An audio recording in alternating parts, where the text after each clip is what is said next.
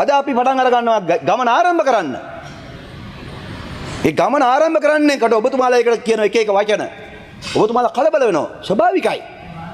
ඔබතුමාලා කියනවා දැන් ජනතා විමුක්ති පෙරමුණේ ප්‍රතිපත්ති නෙමෙයි. දැන් මොකද්ද NPP ප්‍රතිපත්ති නෙමෙයි. දැන් මේක දකුණට යනවා ඕන විදියක් හිතා ගන්න. ඔබතුමාලා එක පැත්තකින් කියනවා මේක චීනට අරන් යනවා කියලා.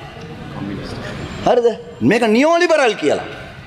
අනිත් පැත්තෙන් කියනවා ඔක්කොම ගමේ සහකාර සමිති ඉඳලා ඒකාබද්ධ කරලා සමිති වලට දාගෙන ඔක්කොම තනි පක්ෂ පාලනයකට යනවා කියලා.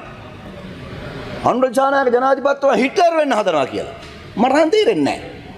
නියෝලිබරල් ක්‍රමයට යන එකයි හිට්ලර් වෙන්න යන එකයි මේක වෙලා තියෙන්නේ අපේ ආර්ථික ගමන ගැන ඔබතුමාලා කියවන්න ගියාම එන පැටලවිල්ල මේ. Honorable member, you have another 2 minutes. මම අවසන් කරනවා ගරු කතානායකතුමනි. ඒකින්ද විශේෂයෙන්ම සදාහරිත ජීවිතයක් වෙනුවෙන් බිලියන 53ක් වෙන් කළා තියෙනවා.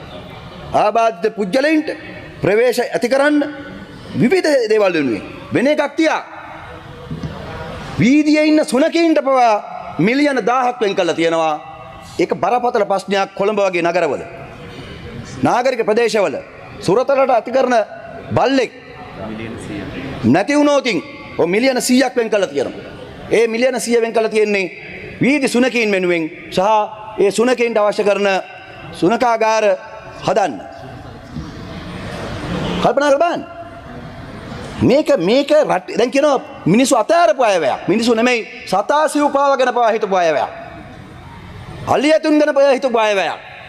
මේ කල්පනා කරන්න. ඊළඟට මේ මම විශේෂයෙන් මතු ගන්න ඕන මේ දවස්වල අපිට විශාල ප්‍රසිද්ධියක් ලබා දෙනවා මේ සීනි සම්බන්ධයෙන්. මට විනාඩියක් දෙන්න ඔබතුමාලා ගැන කියන්න. ඇත්තරම පෙරේද අපි දුමුරු සීනි ප්‍රචලිත කරන්න මදුම් බණ්ඩාර මන්ත්‍රීතුමා නොගේගොඩ අපි ඒ කියන්නේ උක්කාසිත නිෂ්පාදන දුමුරු සීනි විතරක් නෙමෙයි උක් පැණි උක් හකුරු ඒ කියන්නේ උක්ගස් මේ උක්කාසිත නිෂ්පාදන ප්‍රවර්ධනය කරන්න අවුට්ලට් එකක් දැම්මා. ඉතින් ඒකෙදි මම ඒ ඉල්ලීමක් කළා මාධ්‍යවේදීන්ගෙන් සහ සමාජ මාධ්‍ය ක්‍රියාකාරීන්ගෙන් අපිට මේකට උදව් කරන්න මේක ප්‍රතිලිත ගන්න කියලා. ඇත්තට මම ගොඩාක් ස්තුතිවන්ත වෙනවා ඒ ප්‍රචාරය වෙනුවෙන් එතුමන්ලා සමාජ මාධ්‍ය ක්‍රියාකාරීකින් විශාල සහයෝගයක් දුන්නා අපට. කොච්චර සහයෝගය දුන්නද කිව්වොත් මට කියන්නේ දැන් දුමුරු සීනි පියා කියලා. මම ඒකට සතුටුයි. මම සතුටු මොකද මට සුදු සීනි පියා කියනකට වඩා දුමුරු සීනි පියා කියන එකට මම කැමතියි. මොකද දන්නවද ඒක හේතුව? අපි ලංකාවට සුදු සීනි ගෙනාපු විදිය බැලුවොත් අවුරුදු 5ක 2020 මෙට්‍රික් ටන් මිලියන 579යි වියදම රුපියල් මිලියන 42739යි. Honorable member, your time is over. මම අවසන් කරනවා කරු කතානකද විනාඩියක් දෙන්න. මේ ආදි වශයෙන් අවුරුදු 5 එකතුව තියෙනවා බිලියන 353ක්. රුපියල් වලින් අපි වියදම් කළ තියෙනවා මිලියන 3,53,467ක්.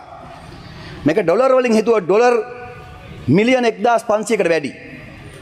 ඒ කියන්නේ අපි IMF එකෙන් ගන්න ණය වගේ භාගයක් අපි වෙන් කරලා තියෙනවා සුදු සීනි ගෙන්නන්න. ටොන් මිලියන 2,500 දෙකක් අපි මේ අවුරුදු 5ට ගෙනලා තියෙනවා. මොනවාද මේ ගෙනලා තියෙන්නේ අපි? අපේ විදේශ විනිමය වියදම් කරගෙන අපේ රටේ දුමුරු සීනි ප්‍රතිලිත ගන්න කියලා කියන්නේ ඇයි අපි? මේ විදේශ විනිමය ඉතුරු කරන්න. අපිට බැරි වෙයි ඔක්කොම ටික ඉතුරු කරගන්න. නමුත් අපිට ප්‍රමාණයක් හරි ඉතුරු ගන්න පුළුවන්. මම කියන්නේ ඒකයි. අපි රටින් සුදු සීනි ගෙනල්ලා ලෙඩ ගන්නෙ මොකටද? අපිට සෞඛ්‍ය සම්පන්න ජීවිතයක් අවශ්‍යයි මිනිසුන්ට.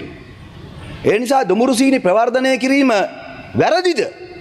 මම මෙතන ඉන්න වෛද්‍යවරුන්ගෙන් අහනවා. මේ පාර්ලිමේන්තුවේ ඉන්න වෛද්‍යවරු ඉන්න මන්ත්‍රීවරුන් අහන ඔබතුමාලා පිළිගන්නේ සුදු සීනිද දුමුරු සීනිද? කල්පනා කරලා බලන්න. කතානායකතුමා ඔබතුමා පාර්ලිමේන්තු කැන්ටින් එකට ගෙනියන්නේ දුමුරු සීනිද සුදු සීනිද? නිර්දේශ කරන්නේ මොකද්ද? අපිට මේ රටේ මිනිසුන්ට ගන්න බැරි එක වෙනම එකක්. ඒකින්ද අද අපි අඩු මිලට සුපර් මාකට් වල නැති අඩු මිලට අපි දුමුරු සීනි දෙන්න තීරණය කරනවා. සතෝස ජාලය හරහා රට පුරාම බෙදා හරිනවා. ඒක නිසා මට දුමුරු සීනි පියා කියන එක සතුටුයි සුදු සීනි පියා කියනට වඩා. මට මේ ප්‍රචාරය ලබා දෙනවට අපේ මාධ්‍ය සගයින්ට මම ස්තුතිවන්ත වෙනවා. මේ ප්‍රචාරය දිගටම ලබා දීලා රට පුරාම මේක ප්‍රචලිත කරමු.